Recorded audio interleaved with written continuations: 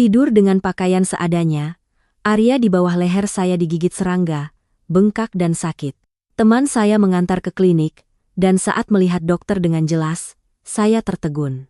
Dia mencatat rekam medis sambil berkata dingin kepada saya, "Turunkan tanganmu, jangan ditutupi lagi." Para pemirsa yang terhormat, cerita hari ini mungkin adalah sudut tersembunyi yang pernah kita semua alami sekali dalam hidup, yaitu cinta rahasia. Perasaan yang pemalu sekaligus membara. Penuh dengan rasa canggung tetapi juga mengandung begitu banyak harapan.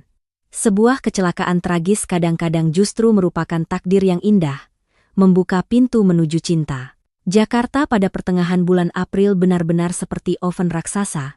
Hawa panas yang menyengat dari aspal jalan menyelinap melalui setiap celah kamar kos di lantai atas. Nama saya Mentari, seorang pegawai kantor biasa dengan gaji pas-pasan.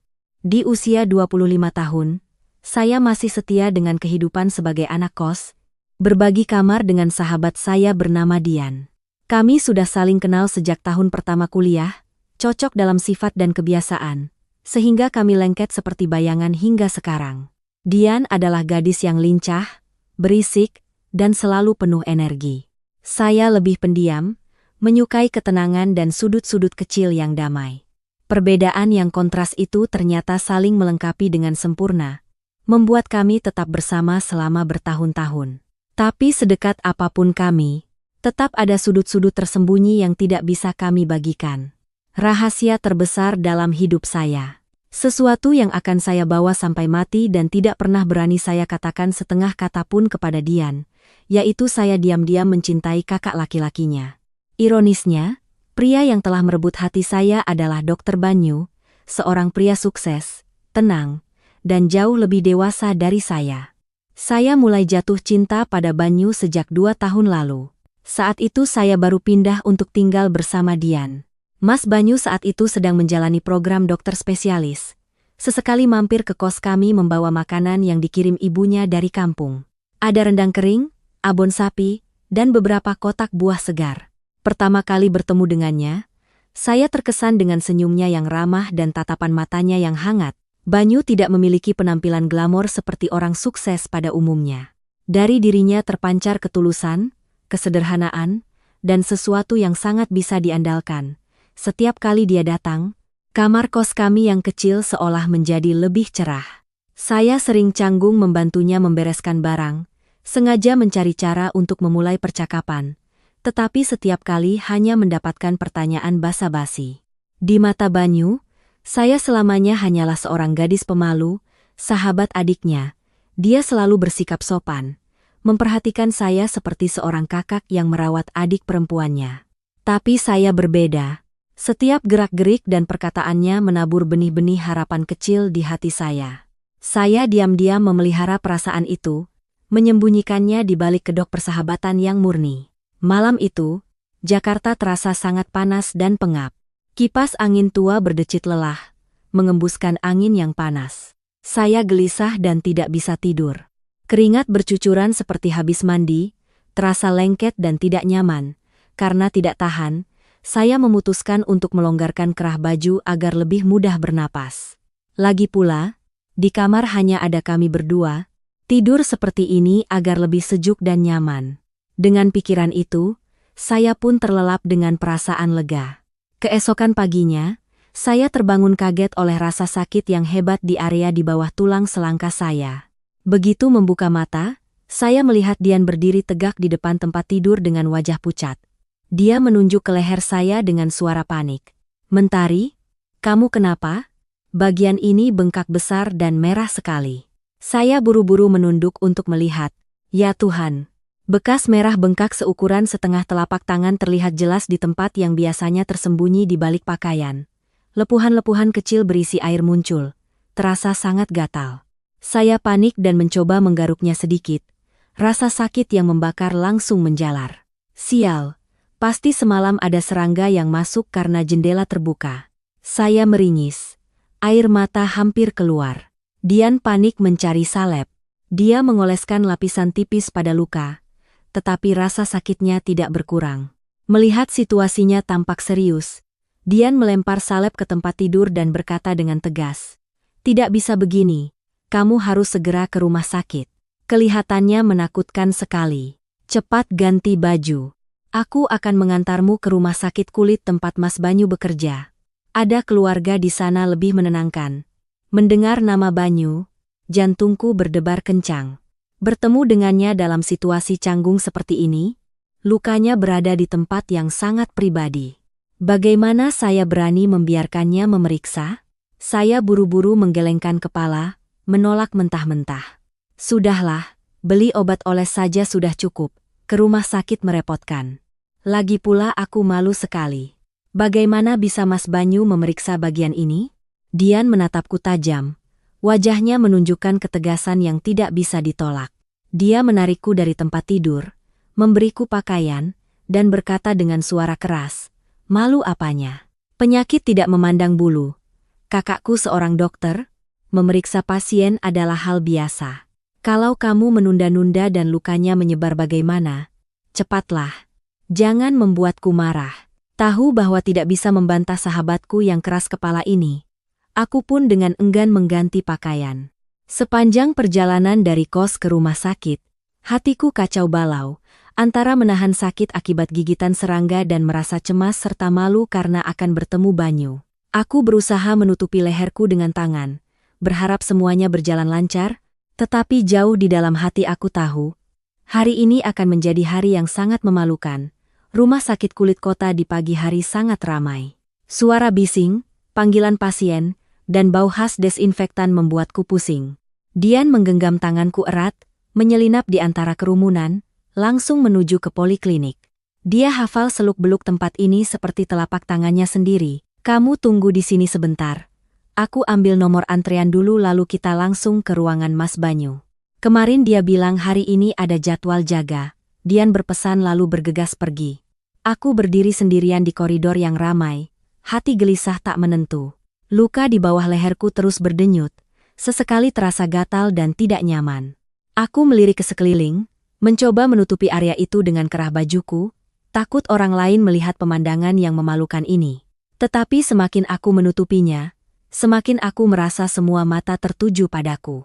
Aku menundukkan kepala, merapat ke dinding, menghitung setiap detik yang berlalu. Beberapa saat kemudian, Dian kembali sambil melambaikan kertas antrean. Dia menarikku menuju deretan ruang periksa yang berada jauh di dalam koridor.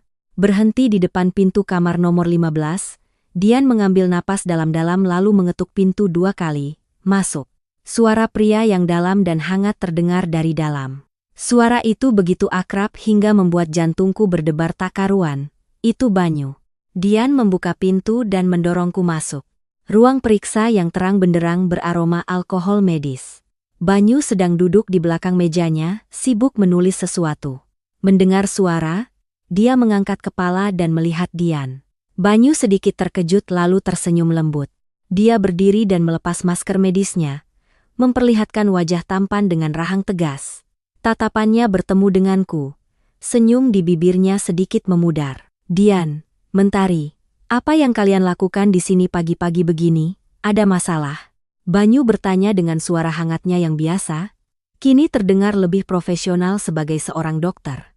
Dian menarikku ke hadapan Banyu, berbicara cepat, "Mas, tolong periksa Mentari baik-baik, semalam dia tidur bagaimana sampai digigit serangga, kulit di bawah lehernya bengkak dan merah sekali. Kelihatannya menakutkan. Coba lihat apa sudah infeksi. Dia mengeluh sakit terus dari tadi. Aku berharap bisa menemukan lubang untuk bersembunyi." "Dian, apa kau harus menjelaskan sedetail itu?" Mataku terasa panas, kedua tanganku masih erat memeluk dadaku, wajahku tertunduk ke lantai, tidak berani mengangkat kepala untuk menatap Banyu. Perasaan malu yang luar biasa memenuhi diriku. Keringat dingin mengalir di punggungku, aku hanya ingin berbalik dan lari dari tempat ini secepatnya. Banyu sedikit mengernyitkan dahi, matanya dengan cepat melirik wajahku yang memerah. Dia langsung mengerti kebingungan dan rasa maluku. Banyu menoleh ke arah Dian, suaranya sedikit tegas. "Dian, tolong belikan Mas air mineral di luar. Sekalian belikan Mentari sekotak susu. Cepat ya." Dian bingung tidak mengerti apa yang terjadi. Dia hendak membantah tetapi melihat wajah serius Banyu, dia pun diam dan melangkah keluar. Pintu ruang periksa tertutup. Suasana menjadi hening hingga menyesakkan. Hanya tersisa aku dan Banyu di ruangan sempit ini. Suara AC terdengar jelas. Jantungku berdebar kencang seolah mau melompat dari dada. Aku masih berdiri diam seperti patung, tidak berani bergerak, kedua tanganku pegal. Tetapi tetap tidak mau melepaskan cengkeraman pada bajuku yang menutupi dada. Duduklah di kursi. Banyu bersuara. Nadanya dalam namun penuh wibawa. Aku patuh pada perintahnya, duduk di kursi di seberang mejanya, kedua tanganku masih dalam posisi yang sama. Banyu mengambil buku rekam medisku, mengetuk-ngetukkan pena di atas meja, matanya fokus pada tulisan yang baru saja dibuat Dian. Suasana yang menyesakkan menyelimutiku, aku bisa mendengar napasku sendiri yang terengah-engah. Gejalanya bagaimana? Sakit, perih, gatal. Ada lepuhan berair tidak? Banyu bertanya, matanya tidak lepas dari buku catatan. Iya, ada. Merah bengkak, ada lepuhan kecil-kecil, gatal dan perih. Aku menjawab lirih, menundukkan kepala ke arah lututku. Banyu mengangguk dan meletakkan penanya. Dia berdiri dan mendekatiku. Aroma maskulin yang samar bercampur dengan bau alkohol medis tercium di hidungku, membuatku semakin gugup. Biar Mas periksa. Banyu berkata sambil mengulurkan tangan ke arahku. Aku panik dan mundur, kedua tanganku semakin erat memeluk bagian yang sakit. Aku tidak ingin dia melihat keadaanku yang canggung ini, apalagi di posisi yang sensitif seperti itu. Selama masa mudaku, aku menjaga kesopananku, dan sekarang harus memperlihatkannya di depan pria yang diam-diam ku cintai. Hatiku terasa sakit karena malu dan sedih. Saya tidak apa-apa. Mungkin diolesi salep saja sudah sembuh. Anda resepkan saja obatnya. Aku berkata dengan suara tercekat, mencoba menolak dengan melambaikan tangan. Banyu mengerutkan kening, tatapannya menjadi lebih serius. Dia meraih pergelangan tanganku, suaranya tegas tidak membiarkanku menghindar. Lepaskan tanganmu, biar Mas lihat. Kalau kamu tutupi terus, bagaimana bisa diperiksa? Kamu pasien, Mas dokter. Di mata Mas, semua pasien sama, jangan sampai lukanya menyebar baru menyesal. Perkataan Banyu tepat mengenai titik lemahku. Benar, aku pasien, dia dokter. Jika aku terus menyembunyikannya, lukanya bisa komplikasi, akibatnya tidak terduga. Aku menggigit bibirku erat, memejamkan mata, perlahan-lahan melepaskan kedua tanganku.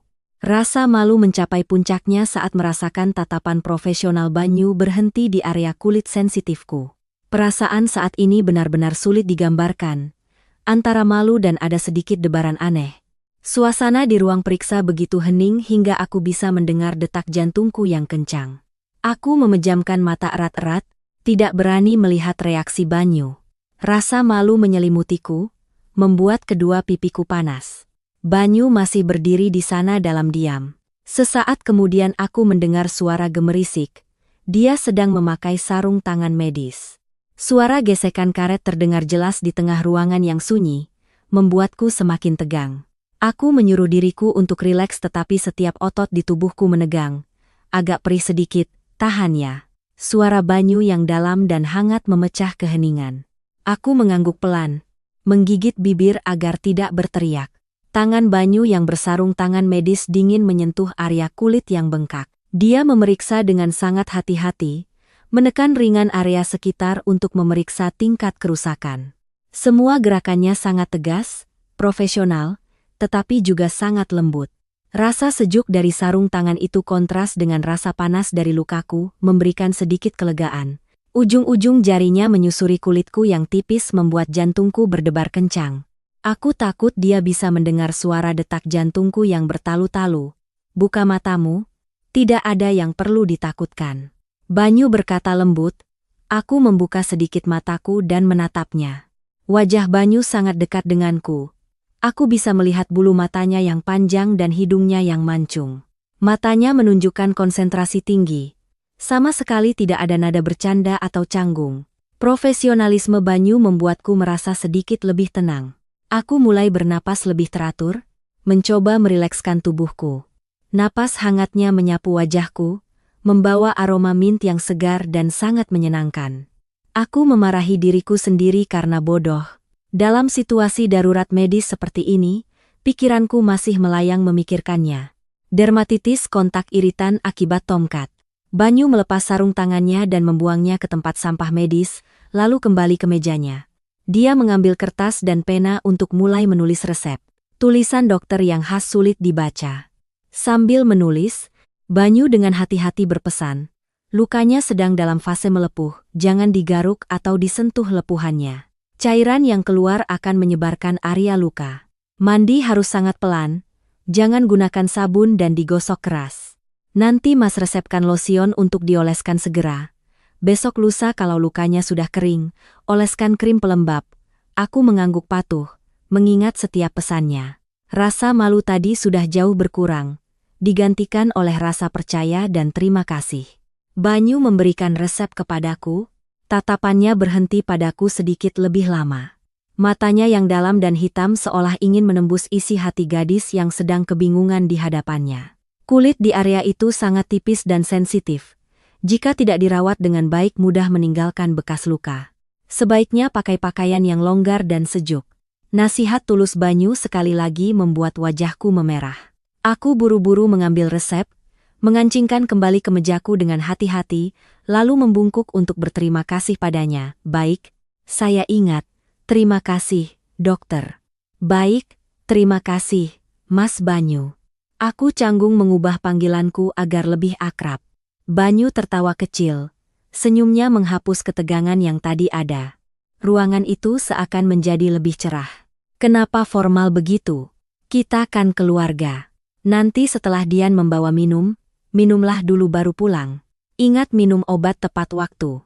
Tepat pada saat itu, pintu ruang periksa terbuka. Dian berlari masuk, membawa 2 botol air mineral dan sekotak susu. Dia menatapku lalu menatap Banyu, matanya penuh rasa ingin tahu dan bertanya-tanya. Sudah selesai, Mas? Dia kenapa? Dian bertanya bertubi-tubi, memberikan kotak susu dingin kepadaku. Digigit tomcat, Mas sudah resepkan obat. Kamu antar Mentari beli obat lalu bawa dia pulang istirahat. Jangan biarkan dia terlalu banyak kena matahari. Banyu menjawab Dian, kembali ke sikap seorang kakak yang perhatian. Dian menghela napas lega dan menarik tanganku ke pintu. Sebelum keluar, aku menoleh ke belakang untuk melihat Banyu sekali lagi. Dia sedang menunduk membereskan berkas di mejanya. Sosoknya yang tenang dan tegap itu terukir dalam benakku. Meskipun hari ini adalah hari yang buruk karena luka yang aneh ini, mungkin ini juga kesempatan bagi kami untuk sedikit lebih dekat. Perasaan hangat yang memenuhi dada ini sulit untuk dinamai. Setelah keluar dari ruang periksa, Dian buru-buru menarikku untuk membeli obat. Memegang obat di tangan, aku baru bisa bernapas lega. Lukanya memang sakit, tetapi mengetahui penyakit dan obatnya membuatku tenang. Di atas motor, Dian menyalakan mesin untuk mengantarku pulang. Sepanjang jalan dia terus mengomel. Suara angin yang berdesir di telinga tidak bisa mengalahkan ocehan sahabatku. Sudah kubilang, tidur itu harus hati-hati. Di Jakarta banyak sekali serangga. Lain kali hentikan kebiasaan tidur dengan pakaian minim itu. Untung hari ini ada kakakku yang memeriksamu. Aku duduk di belakang dalam diam mendengarkannya mengeluh. Kedua tanganku erat memegang jaketnya. Tiba-tiba telepon di sakuku bergetar. Aku membukanya dan tertegun. Sebuah notifikasi permintaan pertemanan di media sosial dari nomor tak dikenal disertai pesan singkat. Ini Banyu, kita berteman ya, supaya Mas bisa memantau lukamu. Jantungku berdebar kencang. Dokter Banyu, dia yang berinisiatif menambahkanku sebagai teman. Selama ini, semua komunikasi kami melalui Dian. Dia tidak pernah meminta nomor telepon atau akun media sosialku. Tapi hari ini dia mengajukan permintaan ini dengan alasan yang sangat masuk akal dan sopan. Tanganku gemetar saat menekan tombol setuju. Antarmuka pesan menampilkan jendela obrolan baru. Foto profilnya adalah gambar anjing corgi yang sangat lucu. Sangat berbeda dengan penampilannya yang tenang dan dewasa. Kontras ini membuatku tanpa sadar tersenyum. Ternyata dokter yang serius juga bisa kekanak-kanakan. Aku ragu-ragu, tidak tahu harus membalas apa. Haruskah aku berterima kasih lagi? Atau cukup mengirim stiker senyum? Saat aku sedang bingung, telepon bergetar lagi, pesan dari Banyu. Sudah sampai rumah. Segera oleskan lotion ke lukamu ya. Ingat, oleskan tipis-tipis saja. Perhatiannya yang cermat membuatku merasa sangat hangat. Aku buru-buru membalas, mengetik setiap kata dengan hati-hati agar tidak salah eja. Iya, saya sudah sampai rumah. Saya akan segera mengoleskan obat. Terima kasih, Mas. Setelah mengirim pesan, aku terus menatap layar ponsel, menunggu balasan berikutnya. Tapi tidak ada apa-apa, layar yang gelap memantulkan wajahku yang memerah. Aku menghela napas, memasukkan ponsel ke dalam tas, menasihati diri sendiri untuk tidak terlalu banyak berhayal. Setibanya di kos, aku dengan hati-hati mengoleskan lotion pada luka sesuai petunjuk Banyu. Lapisan obat putih yang sejuk langsung meredakan rasa sakit dan perih. Setelah selesai, aku berbaring di tempat tidur. Hatiku terasa melayang dengan perasaan yang tak terlukiskan. Semua yang terjadi pagi ini terasa seperti mimpi. Dian sedang sibuk di dapur memasak makan siang. Aroma makanan yang harum membuat perutku yang lapar keroncongan, tetapi pikiranku melayang ke tempat lain. Suara pisau dan talenan yang beradu dari Dian tidak mampu membuyarkan lamunanku. Jendela obrolan dengan Banyu menjadi pusat perhatianku. Kontak langsung pertama kami setelah 2 tahun saling kenal. Ini adalah langkah maju, meskipun kecil, tetapi bagiku ini memiliki makna yang sangat besar. Setidaknya mulai sekarang aku tidak lagi harus menerima perhatiannya secara tidak langsung melalui Dian. Aku bisa langsung berbicara dengannya, meskipun hanya tentang kondisi kesehatanku. Memikirkan hal ini, aku tersenyum sendiri, menarik selimut hingga menutupi dada. Mungkin serangga tomcat yang menyebalkan itu tidak sepenuhnya bencana. Setidaknya itu memberiku kesempatan, alasan yang sempurna untuk lebih dekat dengan Banyu. Sebuah kecelakaan yang membawa warna cerah harapan. Siang harinya, Dian membawakan nasi ke kamar untukku. Dia meletakkan nampan di samping tempat tidur, menatapku dengan curiga. Makan ini. Kenapa wajahmu senyum-senyum sendiri? Sakit sampai berhalusinasi ya?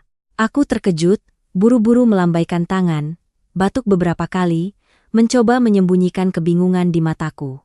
Tidak ada apa-apa, hanya saja setelah diolesi obat, rasanya sudah tidak terlalu sakit, jadi aku senang. Sakit begini mana bisa berhalusinasi? Dian mendengus, wajahnya masih tidak percaya, tetapi dia tidak bertanya lebih lanjut. Dia menarik kursi, duduk, dan mengambilkan sepotong besar semur daging untukku. Kami berdua makan dengan tenang. Sambil makan, aku diam-diam membuka ponsel. Masih belum ada pesan baru dari Banyu. Aku menghibur diri, mungkin dia sibuk dengan pasien. Sebagai dokter mana ada waktu untuk mengobrol santai. Tapi jauh di lubuk hati, aku masih menyimpan secercah harapan kecil bahwa dia akan mengirim pesan, meskipun hanya pertanyaan singkat di akhir hari. Makan siang hari ini terasa sangat manis. Rasa sakit sudah mereda, memberiku sore yang santai untuk berbaring di tempat tidur. Dian sudah berangkat kerja shift sore, meninggalkanku sendirian di kamar kos yang sunyi. Suara kipas angin yang berputar teratur, suara kendaraan yang sayup-sayup terdengar dari kejauhan, menciptakan musik latar yang akrab di lingkungan kos. Sinar matahari sore menembus jendela, menari-nari di dinding. Aku membenamkan wajah ke bantal, mencoba tidur, tetapi pikiranku terus melayang. Bayangan Dokter Banyu dengan jas putihnya, tatapan fokusnya, dan senyum lembutnya terus muncul di kepalaku. Aku meraih buku catatan kecil bersampul kulit coklat muda di kepala tempat tidur. Ini adalah buku harian rahasiaku, tempat aku menyimpan semua curahan hati terdalamku, getaran pertama yang tidak berani aku bagikan kepada siapapun, terutama Dian. Aku membalik halaman demi halaman. Goresan tulisan tangan miring mencatat perjalanan cinta rahasiaku selama 2 tahun terakhir. Setiap baris adalah detak jantung seorang gadis yang penuh keraguan. Halaman pertama ditulis pada suatu hari di akhir musim gugur tahun lalu. Hari itu aku pindah untuk tinggal bersama Dian. Banyu membantu kami mengangkat barang-barang ke lantai atas. Tangga sempit, dia berkeringat deras, kemejanya basah kuyup menempel di punggungnya yang lebar, tetapi senyum masih terpasang di bibirnya. Dia menyapaku dengan ramah, menanyakan beberapa hal basa-basi dengan sangat sopan. Saat itu aku hanya menganggapnya sebagai kakak yang baik hati dan suka menolong. Tetapi pertemuan-pertemuan berikutnya, Perasaan di hatiku perlahan tumbuh setiap hari. Aku mencatat dengan cermat setiap kali Banyu membawakan makanan yang dikirim ibunya dari kampung untuk kami berdua.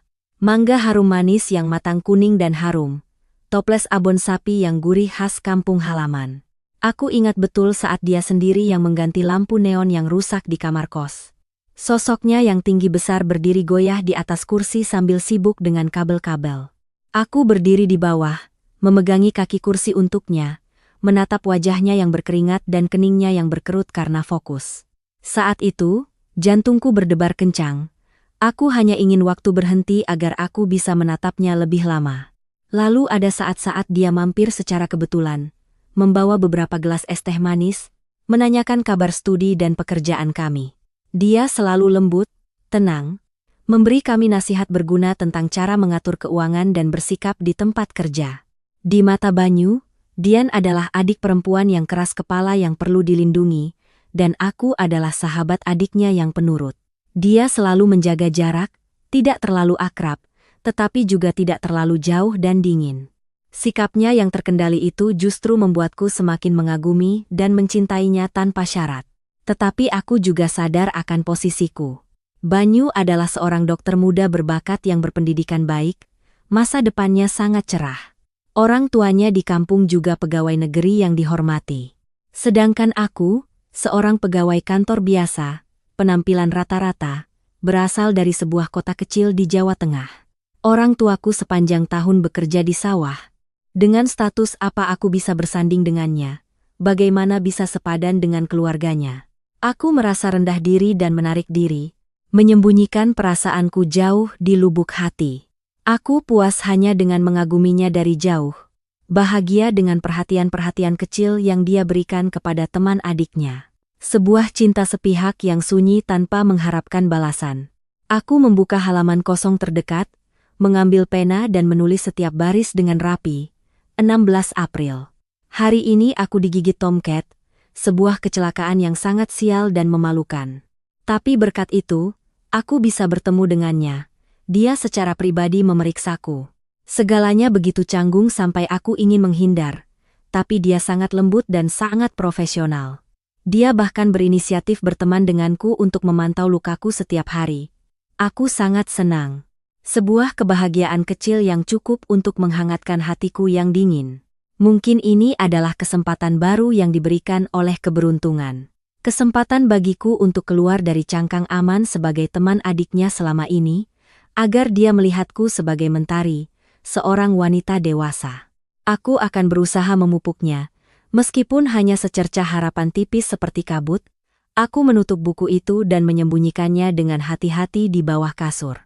Aku berkata pada diri sendiri untuk tidak terlalu berharap agar tidak kecewa, tetapi juga tidak akan mudah menyerah di tengah jalan. Cinta rahasia ini, apapun hasilnya, sedih atau bahagia, aku akan menghargainya.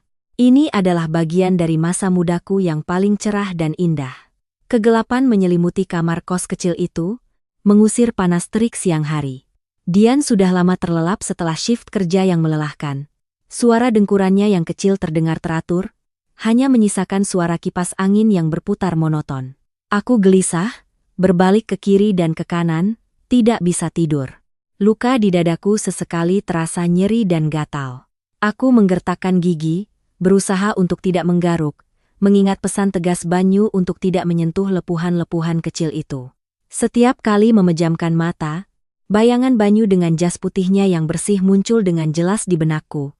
Tatapan matanya yang fokus, senyumnya yang hangat, suaranya yang dalam saat memberi nasihat kepada pasien terus terngiang di telingaku, membuatku tidak bisa tidur. Tepat pada saat itu, nada dering pesan singkat berbunyi, memecah keheningan malam. Aku terkejut, buru-buru mengambil ponsel yang sedang diisi daya di kepala tempat tidur, jantungku berdebar kencang saat melihat nama pengirim di layar, Banyu.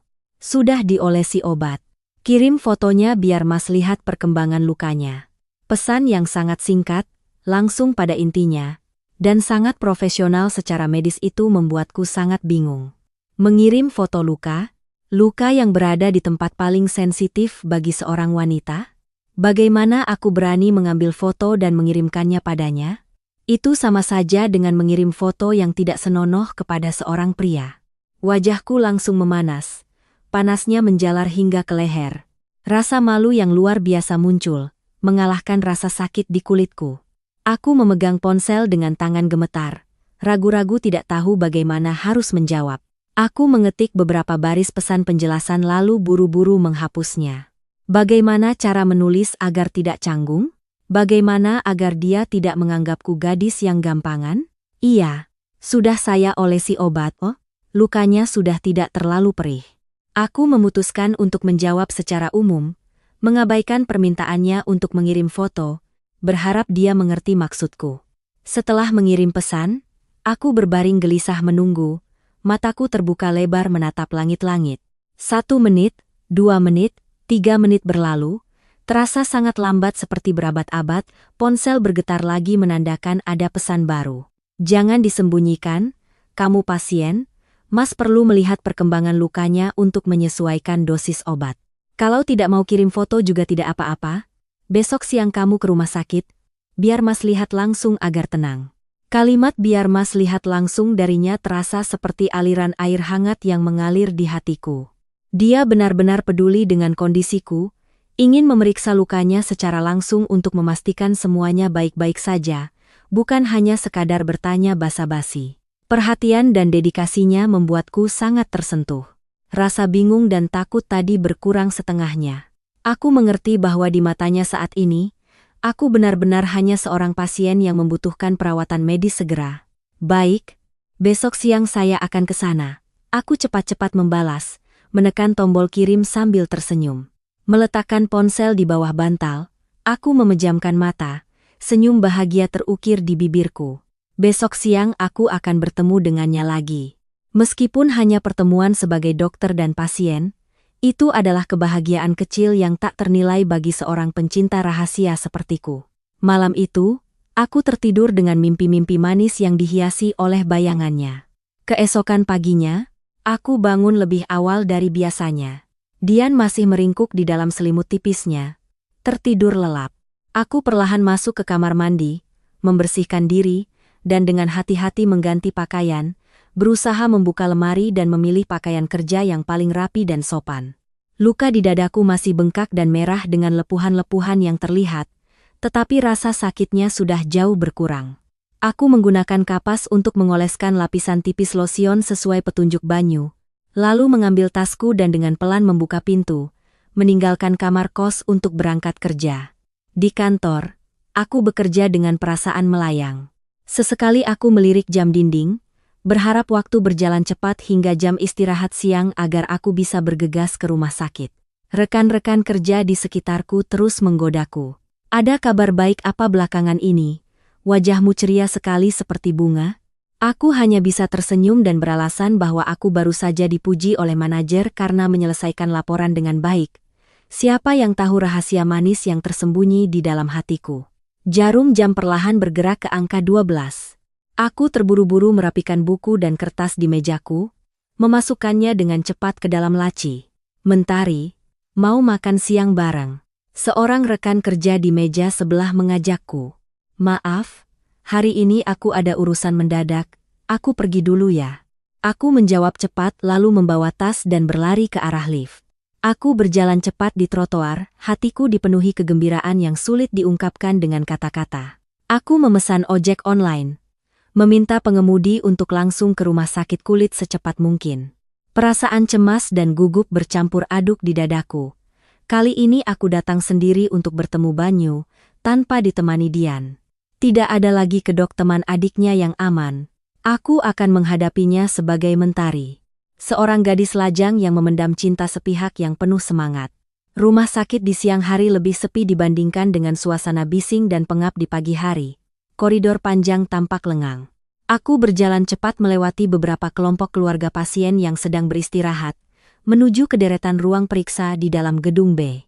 Berhenti di depan pintu kamar nomor 15 yang sudah kukenal, aku mengambil napas dalam-dalam, mencoba menenangkan detak jantungku yang berdebar kencang.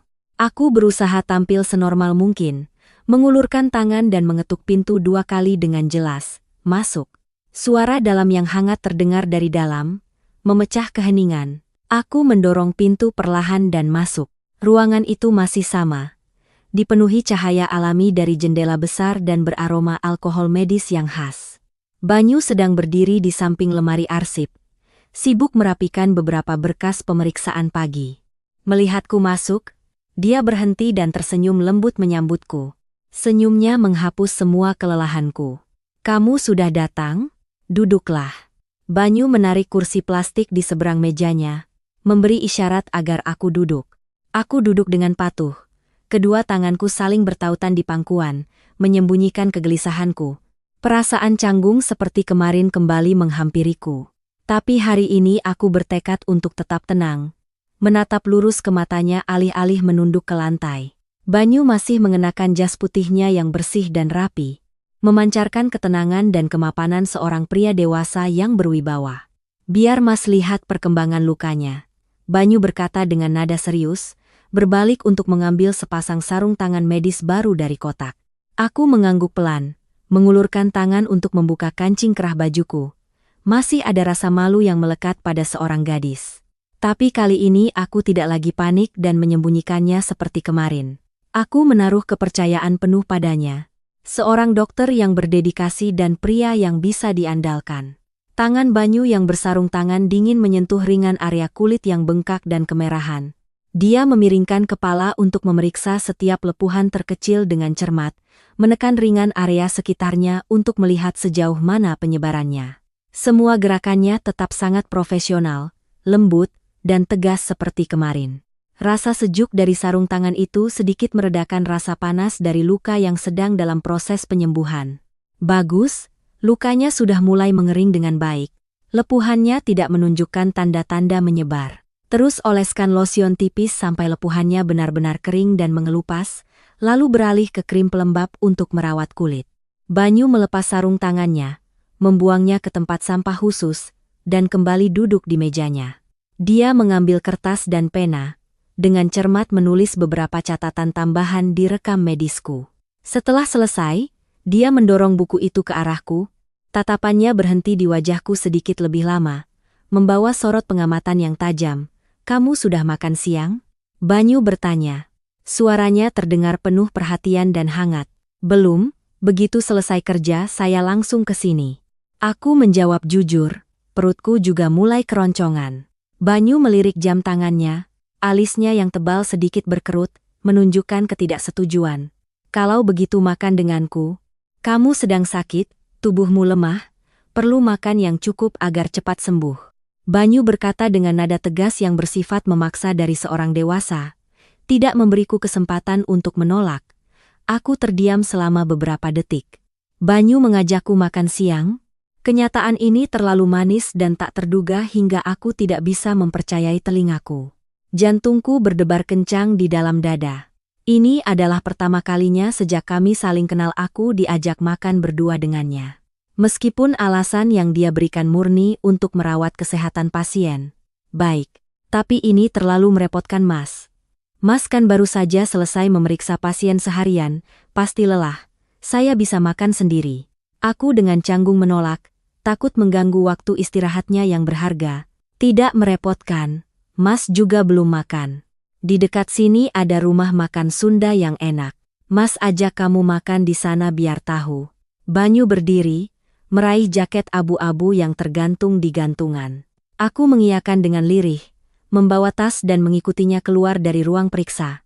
Perasaan berjalan berdampingan dengannya, seorang pria tinggi dan dewasa di tengah keramaian, membuatku sedikit canggung, tetapi di lubuk hati muncul rasa bangga yang tak terlukiskan.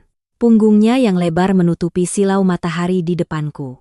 Rumah makan itu tidak jauh dari gerbang rumah sakit, tersembunyi di sebuah gang kecil dengan suasana yang tenang dan sopan, kental dengan nuansa pedesaan. Banyu memilih meja di sudut dekat jendela yang dihiasi bunga kertas, memanggil pelayan dan memesan beberapa hidangan sederhana khas rumahan. Ada ikan gabus asin, sayur asem, lalapan, dan tumis kangkung. Semuanya adalah hidangan yang sangat akrab. Tapi hari ini, makan bersama dengannya memberikan cita rasa yang istimewa dan lezat. Selama makan, Banyu terus-menerus menggunakan sumpit bersihnya untuk mengambilkan makanan dan meletakkannya di mangkukku. Dia dengan sabar memisahkan duri-duri ikan, hanya mengambil daging putihnya sebelum meletakkannya di mangkukku. Sesaat kemudian, dia mengupaskan udang goreng untukku dan memberikannya. Sikapnya yang penuh perhatian dan alami ini membuatku bingung, menimbulkan tanda tanya besar di benakku. Aku tidak tahu apakah dia menganggapku sebagai pasien, adik perempuan, atau seorang gadis yang istimewa, makan yang banyak. Kamu kelihatannya kurus sekali belakangan ini. Nanti tertiup angin bisa hilang. Banyu berkata sambil bercanda sambil mengelap tangannya dengan tisu. Aku dengan canggung menundukkan kepala dan makan dengan patuh seperti anak kecil. Makan siang itu berlangsung dalam suasana yang hangat, menyenangkan, dan sangat alami. Kami mengobrol panjang lebar tentang pekerjaanku, tentang kehidupan, dan cerita-cerita kecil sehari-hari di kos. Saat ini, Banyu benar-benar melepaskan citra seorang dokter yang serius. Dia menjadi sangat ramah dan akrab, sesekali melontarkan lelucon yang membuatku tertawa. Setelah makan, Banyu memanggil pemilik untuk membayar, menolak tawaranku untuk membayar, lalu mengantarku sampai ke depan rumah makan. Dia berinisiatif memanggil taksi yang sudah menunggu di pinggir jalan. Dengan hati-hati berpesan pada sopir untuk mengantarku dengan selamat sampai ke lobi kantor. Sebelum aku naik ke mobil, dia menunduk melalui jendela dan berpesan dengan teliti. Kalau sudah sampai kantor, jangan lupa kirim pesan padaku, dan ingat oleskan obat tepat waktu, jangan malas ya. Aku mengangguk sambil tersenyum cerah, melambaikan tangan padanya. Duduk dengan nyaman di kursi belakang taksi, aku menoleh ke belakang melalui jendela. Sosoknya yang melambai perlahan menjauh dan menghilang di tikungan jalan. Makan siang hari ini benar-benar lebih indah dari yang kubayangkan. Indah dan hangat seperti mimpi yang tidak ingin aku akhiri. Aku menyadari dengan sangat jelas bahwa perasaanku padanya tidak lagi hanya sebatas kekaguman dari seorang adik perempuan. Perasaan itu telah tumbuh menjadi sesuatu yang lebih dalam. Hari-hari tenang berikutnya berlalu, dan luka akibat gigitan tomcat di tubuhku berangsur pulih. Lepuhan-lepuhan air telah mengering, membentuk lapisan keropeng berwarna coklat tua yang mengelupas sedikit demi sedikit. Meskipun kondisiku sudah stabil, aku tetap patuh pada permintaan dokter Banyu untuk melaporkan perkembangannya setiap hari. Setiap malam sebelum tidur, aku rutin mengirim pesan padanya, melaporkan secara detail kondisi lukaku, apakah masih gatal atau ada perkembangan lain. Banyu juga selalu menyempatkan diri untuk membalas pesanku, dengan sabar menasihatiku untuk menjaga kebersihan area kulit yang baru sembuh. Jarak tak kasat mata di antara kami sepertinya semakin menyempit melalui pesan-pesan singkat itu. Aku tidak lagi merasa terlalu canggung atau ragu-ragu saat berbicara dengannya melalui dunia maya. Kami mulai lebih terbuka berbagi cerita, dari hal-hal sepele di kantorku hingga rencana masa depan masing-masing. Banyu selalu menunjukkan dirinya sebagai pria dewasa yang pandai mendengarkan. Dia tidak pernah menghakimi, melainkan selalu menganalisis dengan cermat, memberiku nasihat yang berguna, dan menyemangatiku untuk mengatasi kesulitan. Seiring dengan kebahagiaan itu, perubahan lain juga diam-diam terjadi dalam kehidupan sehari-hariku bersama Dian di kos. Belakangan ini, kulkas kecil kami selalu penuh dengan makanan lezat, tidak hanya buah-buahan dan susu segar, tetapi juga muncul kotak-kotak makanan siap saji yang harum seperti iga asam manis, semur daging, bahkan ayam rebus yang bergizi. Semua itu adalah hidangan yang membutuhkan banyak usaha untuk dimasak. Dian melihat tumpukan makanan itu dan terus bertanya-tanya. Suatu sore, dia mengeluarkan sekotak semur daging dari kulkas dan memanaskannya. Aroma harum menyebar ke seluruh kamar. Aneh sekali, belakangan ini ibu di kampung sepertinya punya banyak waktu luang ya. Mengirim makanan ke kota terus-menerus, dan semua masakannya enak-enak lagi. Dian bergumam sambil mengunyah sepotong daging. Aku duduk bersila di tempat tidur di sebelahnya, mendengarnya berbicara dengan perasaan bersalah. Aku buru-buru menunduk, pura-pura fokus mengetik di laptop. Aku tahu persis dari mana asal semua makanan lezat ini. Pasti Mas Banyu sendiri yang membawanya ke kos saat kami sedang tidak ada di rumah. Tapi aku sama sekali tidak bisa memberitahu Dian kebenarannya. Jika dia tahu kakaknya begitu peduli dengan makan dan tidurku, dia pasti akan curiga dan menanyaiku habis-habisan. Suatu malam di akhir pekan yang sejuk, Ibu Dian datang dari kampung membawa tas besar. Dengan gembira dia meletakkan tas itu di lantai, mengeluarkan berbagai macam buah dari dalamnya. Akhirnya, dia dengan hati-hati mengeluarkan sebuah kotak plastik besar berisi abon ikan tongkol yang baru digoreng, harumnya menusuk hidung. Lihat ini, masakan andalan ibuku. Kali ini ibu sengaja membuat lebih banyak dari biasanya, 2 kali lipat. Dian dengan antusias memamerkan hasil karya ibunya. Dia membuka tutup kotak plastik itu. Aroma laut dari ikan tongkol langsung menyeruak. Dian mengambil sendok kecil, menyendok sedikit abon, mendekatkannya ke hidung, dan menghirupnya dengan puas. Harum sekali, ini kalau dimakan dengan bubur putih di pagi hari pasti enak sekali. Oh ya, ibuku berpesan. Dian berhenti sejenak, menatapku dengan tatapan penuh arti. Ibu pesan apa? Aku mengangkat kepala dari layar laptop, pura-pura penasaran. Dian berdeham, memasang wajah serius. Ibuku bilang, berikan kotak abon besar ini khusus untuk Mentari, untuk menambah nutrisi. Katanya belakangan ini dia terlihat kurus dan lemah. Lihat kan, ibuku lebih perhatian padamu daripada pada anak kandungnya sendiri. Aku mulai merasa cemburu nih. Setelah mengatakan itu, Dian tertawa riang. Mendengarnya, wajahku memerah. Aku buru-buru mengulurkan tangan dan merebut kotak abon itu darinya, memeluknya, dan dengan gugup menggigit bibir. Tidak tahu harus berkata apa untuk mengurangi rasa canggung. Perhatian khusus dari Ibu Dian membuatku merasa sangat malu. Tetapi jauh di lubuk hati juga ada sedikit rasa bangga. Dian memiringkan kepala melihat tingkah lakuku yang canggung. Matanya yang cerdik menyipit. Dia mendekat ke tepi tempat tidur, merendahkan suaranya dan berbisik setengah bercanda. Hei Mentari, aku merasa aneh deh. Belakangan ini kakakku sering meneleponku, tapi dia selalu menanyakan kabarmu. Seperti, bagaimana Mentari makan dan beraktivitas? Apakah pekerjaan di kantornya berat?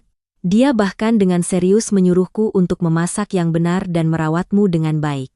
Apa menurutmu kakakku bersikap aneh belakangan ini? Pertanyaan tiba-tiba dari Dian membuat jantungku melompat. Aku panik, buru-buru melambaikan tangan dan menyangkal. Tidak ada yang aneh kok. Kamu terlalu curiga. Mungkin karena dia memeriksaku saat sakit, dia melihatku lemah. Jadi dia hanya bertanya basa-basi. Aku tergagap menjelaskan, mencoba tersenyum paksa untuk menyembunyikan kebingungan yang terlihat jelas di wajahku yang memanas. Dian menyipitkan mata menatapku dengan sangat curiga. Sudut bibirnya melengkung membentuk senyum licik. Kamu yakin? Instingku mengatakan hal yang sama sekali berbeda. Bagaimana kalau kamu jadi kakak iparku saja biar praktis? Ibuku di rumah sudah sangat menyukai sifatmu. Setiap kali dia menelepon, dia selalu mengungkit hal ini. Kandaan belak-belakan dari Dian membuatku terkejut. Kakak ipar, 2 kata itu terdengar begitu jauh. Meskipun aku sedang tenggelam dalam perasaan rahasia yang manis, aku tidak pernah berani membayangkan akhir seperti itu. Kesenjangan antara kondisi keluarga kami terlalu besar.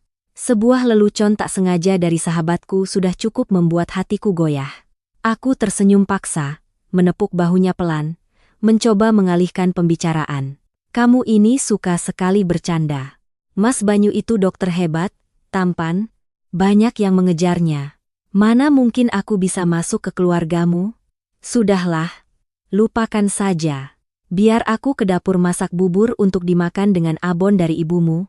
Setelah berkata begitu, aku memeluk kotak abon dan bergegas ke dapur, meninggalkan Dian yang berdiri kebingungan, berdiri di depan kompor, jantungku masih berdebar kencang. Candaan Dian terus terngiang di benakku.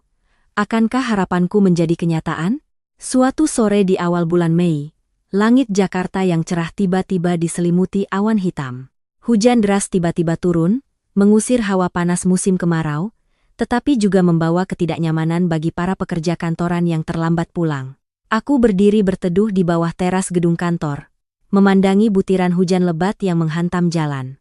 Angin dingin meniupkan percikan air ke wajah dan pakaianku, membuatku sedikit menggigil. Hari ini aku harus menyelesaikan laporan, jadi aku pulang cukup terlambat. Aku berlari ke parkiran, dengan canggung membuka bagasi motor untuk mencari jas hujan, tetapi baru sadar bahwa aku telah dengan ceroboh menjemurnya di balkon kos pagi tadi. Melihat orang-orang yang mengenakan jas hujan bergegas di tengah hujan, aku menghela napas pasrah dan mengeluarkan ponsel untuk memesan taksi online. Namun, Karena cuaca buruk dan jalanan tergenang, memesan kendaraan menjadi sangat sulit. Setiap kali berhasil memesan, pengemudi akan membatalkannya dengan alasan terjebak macet parah di suatu tempat. Aku mundur, bersandar di dinding, kedua tangan di saku jaket tipisku, menunggu dengan sabar. Hujan masih turun deras, langit kelabu, tidak ada tanda-tanda akan reda. Tiba-tiba, sebuah mobil abu-abu perak dengan plat nomor yang kukenal berhenti tepat di depanku. Kaca jendela penumpang perlahan turun, memperlihatkan wajah tampan dan tenang Banyu. "Mentari, naiklah. Mas antar pulang." Suara dalamnya yang hangat menembus tirai hujan, terdengar jelas di telingaku. Aku tertegun selama beberapa detik, tidak percaya dengan apa yang kulihat. Dokter Banyu muncul di sini, tepat saat aku sedang berdiri sendirian kedinginan di tengah hujan deras. "Mas kebetulan lewat sini?" Aku bertanya ragu-ragu, melangkah mendekati mobil, hatiku dipenuhi kegembiraan yang hangat. "Iya, ada pasien di klinik terdekat, Mas baru saja mampir. Hujannya deras sekali, buka pintunya dan cepat naik, nanti basah kuyup dan masuk angin." Banyu mendesak, tangannya meraih untuk membuka kunci pintu mobil untukku. Aku tidak berani menunda lebih lama lagi. Dengan cepat aku melipat payung dan membuka pintu mobil. Ruang di dalam mobil sangat hangat, AC menghembuskan udara sejuk, dengan aroma parfum pria yang lembut dan akrab. Banyu dengan cepat mengambil sekotak tisu dari kursi belakang dan memberikannya padaku. "Lap rambut dan pakaianmu. Air hujan itu kotor. Nanti bisa sakit." Aku menerima kotak tisu itu dengan kedua tangan. Dengan lembut mengambil beberapa lembar untuk mengeringkan tetesan air hujan yang masih menempel di ujung rambut dan bahuku. Tindakannya yang penuh perhatian dan sangat halus membuat hatiku terasa sangat hangat. Dingin di luar sepertinya tidak bisa menembus ruang kecil ini. "Terima kasih banyak, Mas Banyu." Aku berterima kasih dengan suara lirih, mengumpulkan tisu basah di satu sudut. Banyu mengangguk pelan dan menyalakan mobil. Mobil itu perlahan bergerak, bergabung dengan lalu lintas yang padat di jalanan yang basah dan licin. Lalu lintas saat hujan sangat padat, suara klakson terdengar di mana-mana, tetapi duduk di sebelahnya aku sama sekali tidak merasa gelisah atau kesal. Sebaliknya, di dalam hati aku berharap perjalanan ini berlangsung sedikit lebih lama agar aku bisa bersamanya lebih lama. "Pekerjaan di kantor hari ini sangat sibuk ya? Mas lewat tadi melihatmu menunggu lama sekali." Banyu memecah keheningan di dalam mobil dengan pertanyaan yang ramah, matanya tetap lurus ke depan. "Iya, akhir bulan departemen saya harus tutup buku, jadi harus lembur. Tapi tidak terlalu malam kok, biasanya saya pulang lebih awal." Aku menjawab dengan sopan, mencoba mengatur napas agar suaraku tetap tenang. Banyu tidak berkata apa-apa lagi, kedua tangannya mantap mengendalikan kemudi melewati genangan air. Keheningan di dalam mobil membuatku bisa mendengar napasnya yang teratur. Cahaya lampu jalan dari luar memantul pada tetesan air di kaca jendela, menyoroti setiap detail wajah maskulinnya. Aku diam-diam meliriknya, jantungku mulai berdebar tak karuan. Tiba-tiba, saat mobil berhenti di lampu merah, Banyu meraih segelas minuman dari tempat cangkir di antara dua kursi dan memberikannya kepadaku. "Teh susu rasa favoritmu kan?" Dia menoleh dan tersenyum, matanya berkerut ramah. Mataku terbelalak kaget. Banyu di tengah hujan badai seperti ini masih ingat membelikanku minuman. Dan lebih dari itu, dia bahkan ingat persis nama minuman yang sangat kusukai. "Iya, kok Mas tahu saya suka minuman ini?" Aku bertanya penasaran, tidak bisa menyembunyikan keterkejutanku. "Mas lihat Dian sering membawanya pulang ke kos untuk kalian berdua. Mas tebak kamu juga suka rasa ini." Banyu menjawab dengan nada biasa, tetapi di sudut matanya ada kilatan nakal yang sulit ditebak. Aku menerima gelas teh susu itu, kehangatan dari plastiknya menjalar melalui telapak tanganku yang dingin, membuat tubuhku terasa lebih hangat. Aku menusukkan sedotan dan menyesapnya sedikit. Rasa yang akrab menyebar di mulutku. Perasaan bahagia membuatku tersenyum. "Enak?" Banyu bertanya, matanya fokus pada kaca spion. "Enak sekali, Mas. Tepat rasa yang saya suka. Terima kasih banyak." Aku menjawab dengan gembira. Perjalanan dari kantor ke kos yang biasanya terasa jauh, kini terasa begitu singkat. Tak lama kemudian, mobil itu berbelok ke gang dan berhenti tepat di depan gerbang kos. Hujan musim panas datang dan pergi dengan cepat. Sekarang sudah reda, hanya menyisakan beberapa tetes air di dedaunan. Aku mengumpulkan barang-barangku, membuka pintu mobil untuk turun, Mentari. Tiba-tiba Banyu memanggil namaku dan suara dalam. Aku berhenti, menoleh ke kursi pengemudi, mataku bertemu dengan tatapan hangatnya yang sedang menatapku. Minggu ini kamu ada acara? Banyu bertanya, jarinya mengetuk-ngetuk kemudi. Hari Minggu saya libur dan tidak ada acara. Ada yang bisa saya bantu? Mas? Aku bertanya kembali. Hatiku penuh harapan. Minggu ini Mas harus jaga seharian penuh di rumah sakit. Cuaca belakangan ini tidak menentu. Pasien sangat banyak jadi departemen agak kekurangan orang. Oh, begitu. Pekerjaan dokter memang berat. Kalau begitu hari Minggu nanti Mas jaga jangan lupa istirahat dan makan yang cukup ya. Aku mengambil barang-barangku dan turun dari mobil, melambaikan tangan padanya. Mobil itu mundur perlahan lalu melaju ke jalan besar dan menghilang. Aku berdiri terpaku di sana, memeluk gelas minumanku, hatiku dipenuhi kegembiraan. Setiap sikap perhatian dan kata-kata hangat Banyu sore itu membuatku merasa sangat bahagia. Aku sadar jarak di antara kami perlahan menyempit, dan aku berjanji pada diri sendiri untuk menghargai kesempatan ini. Akhir pekan yang ditunggu-tunggu pun tiba. Sinar matahari keemasan menyinari jalanan yang ramai. Pagi hari Minggu itu aku bangun dengan penuh semangat. Membersihkan kamar kos lalu menyiapkan sarapan yang layak. Dian masih tertidur lelap di dalam selimutnya. Baru menjelang siang, Dian bangkit dari tempat tidur, meregangkan tubuh dan menguap. Dia mengusap perutnya yang keroncongan dan berjalan ke dapur. Mentari, aku lapar sekali. Ada yang bisa dimakan di dapur? Dian bertanya dengan lesu, matanya masih setengah terpejam. Aku sudah masak dan menyisihkan untukmu, sikat gigi dan cuci muka dulu, lalu makan selagi masih hangat.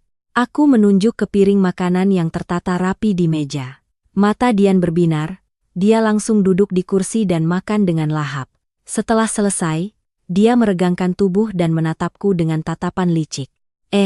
Teman baikku, sore ini aku sibuk mau nonton film dengan kakak-kakak tingkat. Kamu di rumah tidak ada kerjaan kan? Tolong bantu aku satu hal penting ini ya. Aku langsung waspada, menatapnya tajam. Urusan penting apa, katakan saja. Dia menunjuk ke bahan-bahan di meja dapur. Kamu kan jago membuat kue. Tolong buatkan kue ya. Setelah selesai, kemas yang rapi lalu antarkan ke rumah sakit untuk kakakku. Belakangan ini dia sering jaga malam. Jadi kurus sekali. Kasihan. Tolong gantikan aku memberinya makanan tambahan ya. Mataku terbelalak kaget. Sahabatku ini dengan seenaknya menyuruhku membawa kue buatanku sendiri ke rumah sakit untuk Banyu. Ini benar-benar tugas yang sulit bagi seorang pemalu sepertiku. Bagaimana aku punya cukup keberanian untuk membawa kue ke tempat kerjanya? Kamu bercanda? Bagaimana mungkin aku yang pergi? Nanti orang-orang di departemennya melihat dan salah paham. Aku buru-buru menolak, kedua pipiku memerah. Dian mengangkat bahu, seolah itu bukan masalah besar. Ya ampun, kenapa takut disalahpahami? Membawa sedikit oleh-oleh untuk berterima kasih pada dokter itu hal biasa. Lagi pula kamu sahabat terbaikku, membawa sekotak makanan untuk kakakku tidak masalahkan. Tolonglah aku kali ini, aku sudah mau pergi sekarang. Setelah berkata begitu, Dian berdiri dan bergegas ke kamar untuk berganti pakaian lalu pergi, meninggalkanku sendirian di dapur kecil. Tapi anehnya, jauh di lubuk hati aku merasakan sedikit kegembiraan yang sulit dijelaskan. Sebagian dari diriku juga sangat ingin bertemu Banyu, ingin memberinya sedikit rasa manis dengan tanganku sendiri. Akhirnya aku memutuskan untuk membuat kue. Setiap langkah kulakukan dengan sangat hati-hati, mencurahkan seluruh hatiku ke dalamnya. Ketika kue-kue lembut itu keluar dari oven, aroma harum menyebar ke seluruh kamar kos. Aku dengan hati-hati menata setiap kue ke dalam kotak, menutupnya dengan rapat. Sore harinya, aku mengenakan gaun yang anggun, membawa kotak kue itu ke rumah sakit. Sepanjang jalan, jantungku berdebar kencang. Bayangan tentang pertemuanku dengan Banyu terus muncul di kepalaku. Aku membayangkan ekspresi terkejut dan senyum hangatnya saat menerima kotak kue buatanku. Rumah sakit di sore akhir pekan lebih sepi dari biasanya. Aku berjalan cepat di koridor menuju ke arah departemen kulit. Saat mendekati pintu ruangan yang sudah kukenal, aku tiba-tiba mendengar suara percakapan dari dalam. Aku ragu-ragu berhenti, mengintip melalui celah pintu yang sedikit terbuka. Pemandangan di dalam membuatku tercengang. Banyu sedang duduk di belakang mejanya, tetapi di sampingnya berdiri seorang dokter wanita yang sangat cantik, sedang tertawa dan berbicara dengan gembira. Dia bertubuh tinggi, berpakaian rapi. Dia berdiri sangat dekat dengan Banyu, menunjukkan setumpuk dokumen, posturnya terlihat sangat akrab. Dokter Banyu, tolong bantu saya menganalisis kasus sulit ini. Indikatornya terlalu rumit, saya tidak mengerti. Dokter wanita itu berkata dengan suara lembut.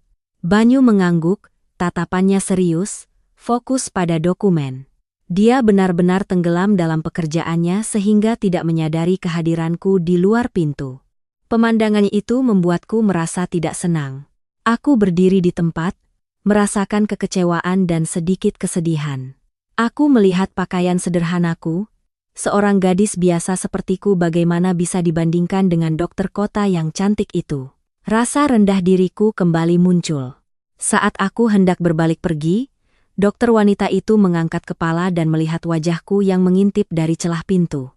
Dia mengerutkan kening, dengan sikap tidak senang berjalan keluar ke koridor, berdiri di depanku. Adik ini cari siapa? Dia bertanya dengan nada angkuh, matanya menilaiku dari ujung kepala sampai ujung kaki. Saya mencari dokter Banyu. Aku mencoba tetap tenang menjawab, tanganku erat memegang kotak kue. Dokter wanita itu melihat kotak kue di tanganku, sudut bibirnya melengkung membentuk senyum meremehkan. Oh, saya mengerti. Satu lagi yang membawa makanan untuk berterima kasih pada dokter ya. Dokter Banyu sedang sangat sibuk berdiskusi profesional dengan saya. Kamu tinggalkan saja kotaknya. Nanti kalau sudah selesai, saya akan berikan padanya. Kata-katanya membuatku merasa tersinggung. Aku mengumpulkan semua keberanianku, menatap lurus padanya. Terima kasih, Mbak, tapi ini makanan buatan sendiri. Saya ingin memberikannya langsung kepada Mas Banyu, aku berkata dengan jelas. Dokter wanita itu memerah, hendak mengatakan sesuatu lagi, tetapi tepat pada saat itu pintu ruang periksa terbuka. Banyu keluar, wajahnya menunjukkan keterkejutan saat melihatku berhadapan dengan rekan kerjanya. Mentari, kamu ke rumah sakit ada urusan apa? Banyu bertanya dengan suara dalamnya yang akrab. Mendengar suara Banyu, aku terkejut dan berbalik, matanya menunjukkan kepedulian. Aku mengambil napas dalam-dalam, mencoba tersenyum senatural mungkin. Dian sedang sibuk ada urusan. Dia memintaku membawakan sedikit makanan buatan saya untuk Mas sebagai tambahan energi. Aku mengangkat kotak kue, suaraku mencoba terdengar tenang meskipun tanganku sedikit gemetar. Dokter wanita di sebelahnya setelah mendengar itu, sedikit menyeringai, menunjukkan sikap meremehkan. Matanya melirik kotak itu dengan pandangan tidak peduli. Banyu adalah orang yang sangat peka. Dia langsung menyadari suasana tegang dan sikap tidak baik dari rekan kerjanya terhadapku. Bahunya sedikit menegang, menunjukkan ketidaksenangannya. Tanpa berkata apa-apa, Banyu melangkah maju, berdiri di antara kami, menutupi pandanganku dari wanita itu. Punggungnya seperti dinding yang kokoh. Dia mengulurkan tangan untuk mengambil kotak kue dariku. Jari-jarinya yang hangat menyentuh tanganku, mengalirkan kehangatan. Kue buatanmu sendiri untuk Mas, kelihatannya enak sekali. Terima kasih banyak ya, Mentari. Mas sedang lapar sekali, ada makanan darimu ini pas sekali. Banyu tersenyum cerah, suaranya sangat lembut, sangat kontras dengan sikap dingin profesionalnya yang biasa. Setelah berkata begitu, Banyu perlahan menoleh ke arah dokter wanita yang berdiri di sebelahnya. Tatapannya langsung berubah menjadi serius. Suaranya jelas dan tegas. Dokter Liana, biar saya luruskan, ini bukan pasien yang datang berterima kasih. Kenalkan, ini Mentari, keluarga saya. Dia sangat pandai memasak, sering memasak dan merawat makanan saya. Dokumen kasus tadi sudah saya catat arah perawatannya di halaman terakhir. Kamu bawa pulang dan pelajari lagi ya. Kata keluarga yang keluar dari mulut Banyu membuatku terkejut. Keluarga? Dia baru saja secara resmi menegaskan kepada orang luar bahwa aku adalah keluarganya. Dua kata ini memiliki makna yang sangat dalam, menunjukkan ikatan yang erat dan dekat. Ini melampaui hubungan pertemanan biasa. Perasaan bahagia menyebar ke seluruh tubuhku. Kegembiraan itu menghapus semua rasa rendah diriku. Dokter bernama Liana itu setelah mendengar itu, wajahnya berubah, menjadi bingung karena malu. Dia hendak mengatakan sesuatu, tetapi melihat tatapan tegas Banyu, dia pun diam. Dia mengambil dokumennya lalu berbalik pergi tanpa pamit. Ketika dia sudah pergi, Banyu baru menoleh padaku. Matanya kembali menunjukkan kelembutan. Jangan dimasukkan ke hati sikapnya tadi. Dokter Liana memang sifatnya sedikit angkuh. Bicaranya agak tidak enak didengar. Masuk ke ruanganku dulu, istirahat sebentar. Banyu satu tangan memegang kotak kue, satu tangan lagi dengan lembut menyentuh lenganku, membimbingku masuk ke ruang periksa. Dia menarik kursi untukku. Duduklah. Kamu habiskan berapa banyak waktu untuk membuat kue ini? Kelihatannya luar biasa. Banyu berkata sambil membuka kotak. Aroma harum menyebar. Dia mengambil sendok, mencicipi sepotong kue. Mataku tegang, menunggu penilaiannya. Enak sekali. Kuenya lembut, rasanya manis pas. Keahlian memasakmu sudah bisa jadi koki. Banyu mengangguk memuji. Mendengar pujian tulus itu, aku sedikit malu. Aku menunduk menyembunyikan senyumku. Mas terlalu memuji. Saya belajar dari internet saja. Mas suka itu sudah membuat saya senang. Aku menjawab dengan malu-malu. Sore itu, kami duduk di ruang periksa bersama-sama menikmati kue. Dia menceritakan beberapa cerita lucu selama seminggu terakhir. Suasana di antara kami menjadi sangat alami, dekat, dan hangat.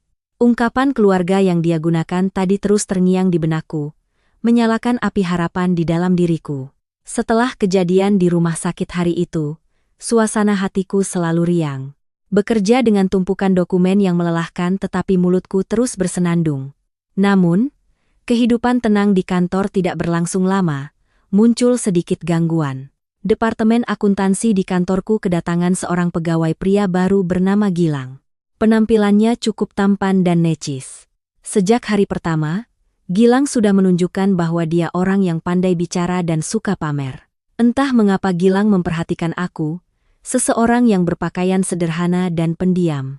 Dimulai dengan secangkir kopi atau sarapan di mejaku setiap pagi, disertai catatan ucapan selamat yang ditulis tangan oleh Gilang. Lalu ada karangan bunga yang dikirim langsung ke kantor. Gilang mengejarku dengan cukup agresif dan terbuka. Dia sering melontarkan lelucon, mengajakku makan siang berdua, atau menawarkan untuk mengantarku pulang. Aku tidak terbiasa dengan cara pengejaran yang berisik ini. Aku sudah berkali-kali menolak hadiah-hadiah itu dengan halus, beralasan sibuk untuk menghindari ajakan makan berdua. Tetapi Gilang sepertinya tidak mengerti atau sengaja mengabaikan penolakanku. Hal ini membuatku cukup lelah dan stres. Puncaknya adalah suatu siang. Saat aku sedang merapikan berkas di meja, Gilang datang. Dia menarik kursi dan duduk di sebelahku. Mentari, siang ini makan di restoran denganku ya. Aku sudah pesan meja. Gilang berkata dengan keras, sengaja agar seluruh ruangan mendengarnya. Aku mengerutkan kening tidak nyaman, menggeser kursiku menjauh, dan menjawab dengan dingin. Terima kasih atas niat baiknya, Mas Gilang. Tapi siang ini saya sudah janji makan bersama teman-teman di sini. Gilang tidak menyerah, hendak memegang tanganku untuk membujuk. Tepat pada saat itu, Dian masuk ke ruangan, membawa kunci yang kutinggalkan. Melihat pemandangan itu, Dian yang berwatak terus terang langsung melangkah maju, berdiri di antara aku dan Gilang, menatapnya tajam. Mas ini siapa ya? Kok duduk dekat sekali dengan teman saya? Tidak lihat teman saya tidak nyaman? Sudah ditolak masih saja memaksa. Dian berkata belak-belakan pada Gilang. Gilang yang dimarahi di depan umum menjadi canggung, berdiri, lalu dengan kesal berjalan cepat keluar ruangan. Dian menarikku keluar untuk bertanya. Setelah mendengar ceritaku, Dian marah, orang kok keras kepala sekali, kamu terlalu baik makanya diganggu, harus dibilang terus terang biar jelas. Sore itu juga, Dian menelepon dan menceritakan semuanya kepada kakaknya. Malamnya saat kembali ke kos, Dian tersenyum dengan wajah misterius. Kamu tahu tidak, sore tadi aku cerita ke kakakku, dan bagaimana reaksinya? Aku menggelengkan kepala penasaran. Dia diam saja mendengarkan ceritaku, lalu dia hanya berkata satu kalimat. Sudah tahu, biar Mas yang urus. Pasti ada kabar baik nih. Dian mengedipkan mata menggodaku. Aku berbaring memeluk bantal, merasa bingung, tetapi juga punya firasat bahwa Banyu akan melakukan sesuatu. Perasaan dilindungi itu membuatku merasa tenang. Firasatku benar-benar tepat. Keesokan sorenya setelah jam kerja selesai, aku cepat-cepat merapikan barang, ingin segera meninggalkan kantor untuk menghindari Gilang. Tapi begitu keluar dari gedung, aku berpapasan dengan Gilang. Dia berdiri menghalangi jalan keluar. Di tangannya ada sebuket bunga. Mentari, aku menunggumu. Malam ini makan malam denganku ya. Gilang menyodorkan bunga itu dan berkata dengan keras. Aku berusaha tetap tenang. Maaf, Mas Gilang, saya sudah bilang dengan jelas, saya tidak punya waktu, tolong beri jalan. Gilang tampak kehilangan kesabaran, hendak memegang tanganku untuk memaksa. Tepat pada saat itu, sebuah mobil yang kukenal berhenti di pinggir jalan. Pintu mobil terbuka, Banyu keluar dengan sikap yang berwibawa. Dia menatap dingin dan berjalan lurus ke arahku dan Gilang.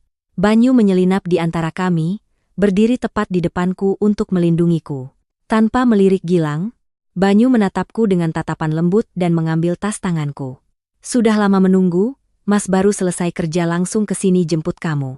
Suara dalamnya yang hangat terdengar. Lalu Banyu baru menoleh ke arah Gilang, tatapannya tajam. Aura Banyu membuat Gilang mundur. Banyu tidak berdebat, dia kembali menatapku, tersenyum, dan berkata cukup keras agar semua orang mendengar. Sudah selesai kerjanya? Ayo pulang. Ibu pesan Mas jemput kamu pulang untuk makan malam bersama keluarga lebih awal. Kalimat yang lembut tetapi menegaskan posisiku dengan jelas. Gilang setelah mendengar itu menjadi canggung, memeluk bunganya dan berbalik menghilang di keramaian. Banyu dengan lembut mengarahkanku ke mobil. Dia membukakan pintu untukku, lalu masuk ke mobil dan menyalakan mesin. Mobil itu bergabung dengan kerumunan. Suasana di dalam mobil hening. Aku duduk diam tidak berani menatap Banyu. Jelas sekali dia sedang memikirkan sesuatu. Keheningan ini membuatku sedikit cemas, tidak tahu apa yang telah kulakukan salah. Keheningan yang berkepanjangan membuat suasana di dalam mobil sedikit pengap. Aku duduk diam tidak berani bersuara. Aku sadar mobil tidak menuju ke arah kos kami, melainkan ke jalan yang berbeda. Banyu mengarahkan mobil ke tepi sungai yang sepi, jauh dari keramaian kota. Hari sudah sore, pemandangannya sepi dan damai. Banyu menghentikan mobil dan mematikan mesin. Kami berdua masih duduk diam di dalam mobil. Aku merasa gugup. Tiba-tiba Banyu berbalik ke arahku, menatap lurus ke mataku. Tatapan seriusnya membuatku bingung, aku menundukkan wajah. Mentari. Banyu memanggil namaku. Iya. Aku menjawab dengan suara kecil. Banyu dengan lembut menyentuh bahuku agar aku mengangkat wajah untuk menghadapnya. Kamu mau terus-terusan diam dan sabar membiarkan orang lain mengganggumu sampai kapan? Kalau hari ini Mas tidak datang, kamu mau bagaimana? Perkataan Banyu membawa kepedulian yang bercampur dengan sedikit kekesalan. Aku menjelaskan, saya sudah menolaknya berkali-kali, tapi dia sengaja tidak mau mengerti. Saya juga tidak mau membuat masalah di kantor. Banyu menghela napas pelan. Dia memegang tanganku. Kamu terlalu pengertian, itu hanya merugikan dirimu sendiri. Banyu berkata dengan suara lembut, dia menatapku dengan serius, kamu menolak orang itu. Jadi, kamu tahu kalau Mas sudah lama memperhatikanmu. Banyu bertanya langsung. Aku tertegun, terkejut tak bisa berkata-kata. Banyu berkata, dia sedang mengejarku. Apa yang kusembunyikan selama ini, kini diungkapkan olehnya sendiri. Melihat ekspresi terkejutku, Banyu tertawa kecil, menggenggam tanganku lebih erat. Jangan kaget begitu. Mas tahu apa yang Mas lakukan. Mas sudah memperhatikanmu sejak lama. Mas menyadari tatapanmu, perhatianmu padaku. Banyu berkata dengan tulus, aku terharu, hidungku terasa perih. Kalau Mas tahu, kenapa Mas menjaga jarak begitu lama? Aku menanyakan apa yang selama ini menjadi pertanyaanku. Banyu dengan lembut menyeka air mata di pipiku. Karena Mas takut kalau terlalu cepat akan membuatmu tertekan dan menghindar. Mas ingin memberimu waktu untuk masuk ke dalam hidupmu secara alami. Dan insiden tomcat itu adalah kesempatan bagi Mas untuk memperpendek jarak di antara kita. Penjelasan darinya membuatku merasa lega. Ternyata aku tidak bertepuk sebelah tangan. Pria ini juga memiliki perasaan yang sama. Kebahagiaan datang secara tak terduga, membuatku terharu hingga menangis. Air mata kebahagiaan menetes di pipiku saat Banyu dengan lembut memelukku untuk menenangkan. Suasana di dalam mobil sangat hangat, dipenuhi perasaan manis. Aku menyandarkan kepala di bahunya, merasa aman. Ketika sudah tenang, aku menatapnya. Jadi, sejak kapan Mas mulai memperhatikanku? Aku bertanya pelan. Banyu tertawa riang. Sejak kamu mencucikan jas putihku tapi menggunakan pelembut pakaian beraroma bunga aster yang biasa kamu pakai. Banyu dengan lembut mengelus rambutku menceritakan kembali kisah lama. Aku terkejut. Kejadian itu terjadi hampir 2 tahun yang lalu. Waktu itu dia meninggalkan jasnya. Aku mencucinya dan kebetulan merendamnya dengan pelembut pakaianku. Aku meminta Dian untuk mengembalikannya. Kupikir dia tidak akan tahu. Bagaimana Mas tahu kalau aku yang mencucinya? Kan Dian yang mengembalikannya. Aku bertanya-tanya. Banyu dengan lembut mencubit pipiku. Mas tahu sekali Dian itu malas mencuci baju. Lagi pula Dian alergi dengan bau bunga aster. Menerima jas itu Mas langsung tahu itu kamu yang lakukan. Saat itu Mas sudah merasa ada getaran. Banyu mengungkapkan perasaannya dengan suara manis. Kepekaannya membuatku terharu. Ternyata dia juga sudah lama menunggu dan memperhatikanku. Aku tersenyum malu-malu. Suasana menjadi manis. Banyu dengan lembut mengangkat daguku, memperpendek jarak. Mentari, mau jadi pacarku? Beri Mas kesempatan untuk merawat dan melindungimu. Pernyataan tulusnya terdengar. Aku memejamkan mata dan mengangguk pelan setuju. Banyu memberikan ciuman lembut di bibirku, ciuman yang mengkonfirmasi perasaan kami berdua, membuka lembaran baru dalam hubungan ini. Sesaat kemudian, Banyu tersenyum menatapku. Mulai sekarang, Dokter Banyu resmi milikmu. Sekarang pasang sabuk pengamanmu, Mas akan mengajak pacar Mas makan malam. Aku dengan gembira menurut. Mobil itu melaju menuju pusat kota, membawa 2 hati yang berdetak dalam irama kebahagiaan yang sama. Keesokan harinya, segalanya terasa lebih cerah. Aku bangun pagi, membersihkan rumah dengan suasana hati yang gembira. Kebahagiaan manis dari malam sebelumnya membuatku tersenyum sendiri. Menjelang sore, Banyu menelepon. Nanti Mas jemput, malam ini Mas ajak Dian makan steamboat, merayakan kabar baik kita. Banyu memberitahu rencananya. Aku terkejut. Makan bersama Dian, jadi Mas mau langsung mengumumkannya. Aku bertanya kembali dengan sedikit cemas. Tentu saja, Mas pacaran denganmu secara baik-baik, tidak ada yang perlu disembunyikan. Biar Mas yang urus, kamu siap-siap saja. Banyu menjawab dengan percaya diri. Aku bersiap-siap lalu turun menunggu. Tak lama kemudian, mobil Banyu tiba. Aku naik ke mobil. Banyu menatapku dengan senyum puas. Pacarku hari ini cantik sekali. Pasang sabuk pengaman, kita jemput Dian sekarang. Banyu menyalakan mobil. Mobil tiba di depan gerbang kantor Dian. Dia sudah menunggu dan langsung berlari hendak membuka pintu kursi depan. Namun saat pintu terbuka, senyum di bibir Dian membeku saat melihatku duduk di sana. Tangan Banyu masih menggenggam tanganku. Dian terkejut. Dia melihat tangan kami berdua lalu melihat kakaknya dan aku. Kalian berdua? Kalian sedang apa? Dian bertanya dengan suara panik. Banyu dengan tenang menjawab, kamu sudah lihat kan? Naik saja duduk di belakang, Mas ajak makan steamboat, Banyu berkata dengan santai. Dian cemberut, naik ke mobil dan duduk di belakang. Suasana di dalam mobil tegang. Cepat mengaku, ada apa ini? Mentar, kamu dan kakakku pacaran? Dian menepuk bahuku bertanya. Aku buru-buru melambaikan tangan menjelaskan. Tidak, baru saja diterima kok. Banyu tertawa dan mengelus kepalaku. Bicara yang benar pada Dian. Ini calon kakak iparmu. Kamu harusnya senang punya kakak ipar seperti Mentari. Dian setelah mendengar itu bersandar di kursi dan bergumam, sahabat bertahun-tahun tiba-tiba jadi kakak iparku. Meskipun mulutnya mengeluh, aku melihat Dian tersenyum. Selama makan, Dian terus menggoda kami berdua. Makan malam itu berlangsung dengan tawa riang. Aku tahu Dian benar-benar mendoakan kami. Waktu berlalu, hubungan kami berkembang dengan baik. Kami berbagi suka dan duka dalam hidup. Kehadiran Banyu memberiku perlindungan dan kepercayaan. Ketika hubungan kami sudah stabil, Banyu memutuskan untuk membawaku pulang ke kampung untuk bertemu orang tuanya. Meskipun sudah sering berbicara dengan ibunya melalui telepon, perasaan akan bertemu langsung membuatku gugup dan cemas. Aku mempersiapkan diri dengan baik, memilih pakaian yang sopan dan membeli oleh-oleh.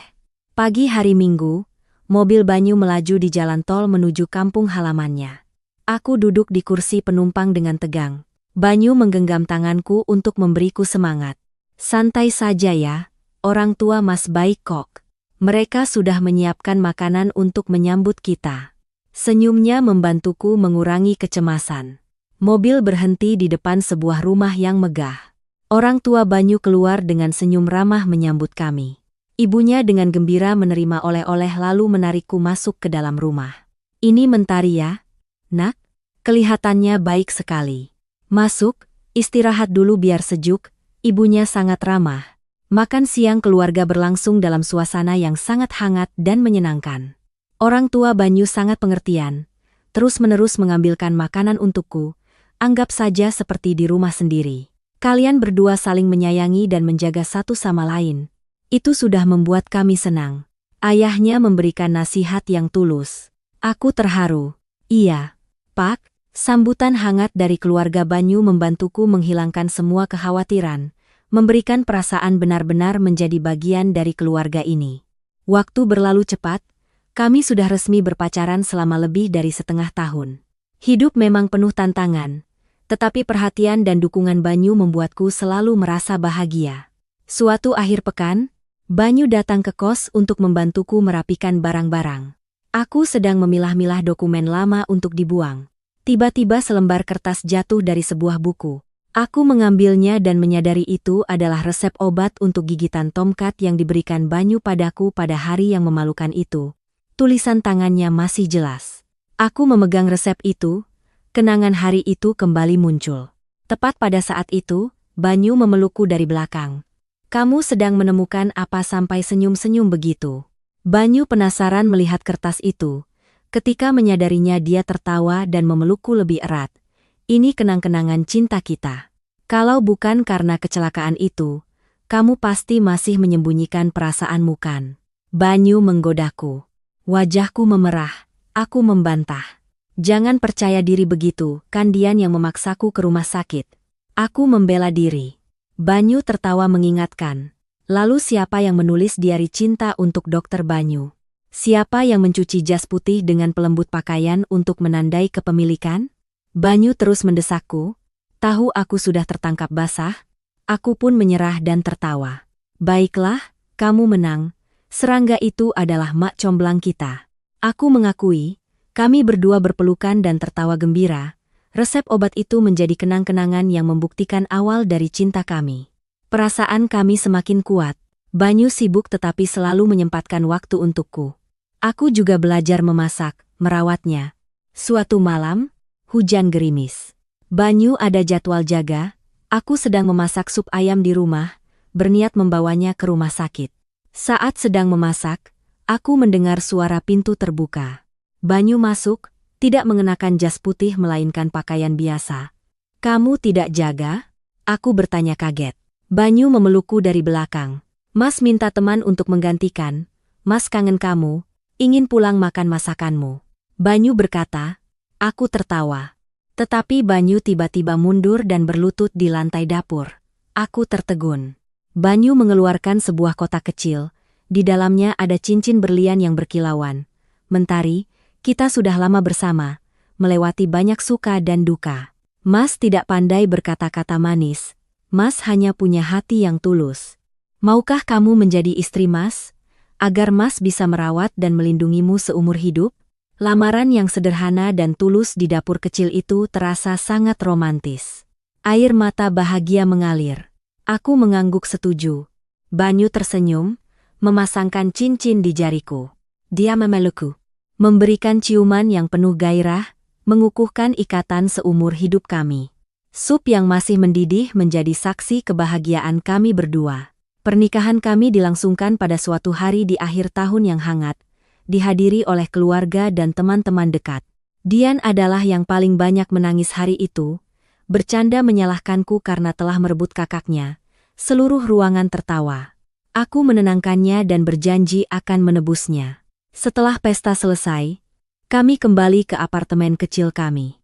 Kamar pengantin dihias dengan romantis. Aku lelah dan berbaring di tempat tidur. Banyu duduk di sampingku, memijat bahuku. Istriku pasti lelah. Mandilah air hangat lalu istirahat ya. Banyu berkata dengan penuh perhatian. Aku hendak berdiri tetapi Banyu menggendongku. Kamu mau apa? Turunkan aku. Aku berkata dengan malu. Banyu menggendongku ke tempat tidur, matanya penuh cinta. Malam ini malam pertama kita. Masa kamu mau tidur cepat? Banyu berbisik. Aku bingung, tapi aku lelah sekali. Aku beralasan. Banyu tertawa kecil menggodaku. Mas ingat ada seseorang yang dulu tidur dengan pakaian tipis lalu digigit serangga. Mulai sekarang kamar kita aman. Kamu tidak perlu khawatir lagi. Di tempat tidur ini hanya ada Mas. Aku malu ingin bersembunyi karena diingatkan tentang kejadian lama itu. Tetapi Banyu telah memberikan ciuman manis di bibirku. Malam pertama kami berlangsung dengan penuh gairah dan kebahagiaan, membuka masa depan yang cerah dan bahagia bagi kami berdua. Para pemirsa yang terkasih, menutup halaman diari yang penuh dengan getaran manis dari gadis kecil bernama Mentari.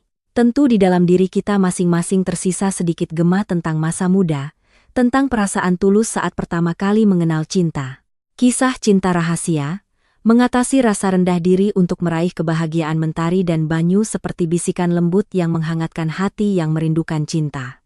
Mungkin melalui cerita ini, kita menyadari bahwa cinta sejati selalu berawal dari hal-hal yang paling sederhana, dari saling pengertian dan menghargai. Pelajaran berharga pertama yang dibawa oleh Mentari adalah ketulusan. Meskipun berasal dari latar belakang yang sederhana, perasaan murninya yang tanpa pamrih telah menyentuh hati pria yang hebat. Ini mengingatkan kita bahwa nilai sejati seseorang tidak terletak pada penampilan luar atau status keluarga, melainkan pada hati yang baik yang tahu cara peduli dan merawat. Selain itu, cinta juga membutuhkan keberanian. Keberanian untuk menghadapi perasaan sendiri. Keberanian untuk melewati rintangan rasa rendah diri, untuk menerima kebahagiaan. Jangan biarkan rasa rendah diri menjadi dinding yang memisahkanmu dari cinta sejati. Dan akhirnya, kepekaan dan pengertian dalam cara Dr. Banyu bersikap adalah bukti luar biasa bahwa cinta bukan hanya kata-kata manis, melainkan tindakan melindungi, menjaga, dan menghormati orang yang kita cintai. Ingatlah selalu bahwa kebahagiaan bukanlah hadiah yang jatuh dari langit, melainkan buah manis dari kesabaran, ketulusan, dan keberanian. Hidup ini pada dasarnya sangat indah, dan cinta selalu punya cara yang mengejutkan untuk mengetuk pintu, seperti simak comblang Tomcat dalam cerita ini. Semoga setiap dari kita akan menemukan belahan jiwa, bahu yang kokoh untuk bersandar di tengah badai kehidupan. Semoga Anda semua selalu damai, bahagia, dan menghargai cinta di sekitar Anda. Terima kasih telah meluangkan waktu untuk mendengarkan cerita ini.